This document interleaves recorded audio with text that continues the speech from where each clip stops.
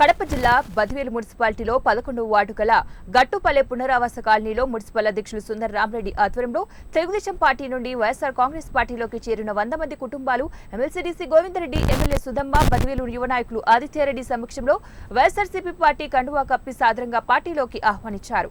రానున్న ఎన్నికల్లో సైనికుల్లా పనిచేసే వైఎస్ఆర్సీపీ కాంగ్రెస్ పార్టీ విజయానికి కృషి చేయాలని కోరారు. ఈ కార్యక్రమంలో పాల్గొన్న నియోజకవర్గ బూత్ కన్వీనర్ల సమన్వయకర్త Ramanareddy, municipal chairman Rajagopal Reddy, municipal vice chairman Sai Krishna, Swachha Andhra director Keshavareddy, Singanamala Venkateswarlu, పలు ప్రజాప్రతినిధులు, పార్టీ ముఖ్య నేతలు పాల్గొన్నారు. డెవలప్మెంట్ వర్క్స్ జరగాల్సి ఉంది. కొన్ని రోడ్స్ కానీ ఇంకా ఇందాక గుడి విషయం గురించి కూడా అడిగారు. ఇవన్నీ కూడా ఖచ్చితంగా మన ప్రభుత్వం వచ్చాక మనం చేసుకున్నాం. వచ్చేది మన ప్రభుత్వమే. ఈ 2 నెలలు మనం అయిపోయిన తర్వాత మిగిలిన పనులు ఏమేమి ఉన్నాయో అవన్నీ కూడా మనం ఖచ్చితంగా చేసుకుంటాం.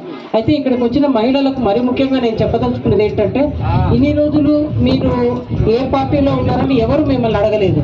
మీకు పార్టీలకు అతీతంగా సంక్షేమం అందిన విషయం మీ అందరికీ కూడా తెలుసు. కాబట్టి ఖచ్చితంగా మనం జగనన్న వెంట ఉంటే ఆయన ప్రతి ఒక్కరు మంచి కోరే వ్యక్తి. అందుకే ఆయన మీరు ఎవరికి ఓటేస్తారని ఆయన అడగడంలా, మీకు మంచి జరిగితే మాత్రమే నాకు ఓటేయమని అడుగు. ఇది 2 కాలనీలుగా తెచ్చుకోవడానికి వీలుంటుందేమో చూద్దాం. ఒకే కాలనీలో 2 టెంపుల్స్ ఇవ్వడము కొంచెం ఇబ్బందికరంగా ఉంటుంది.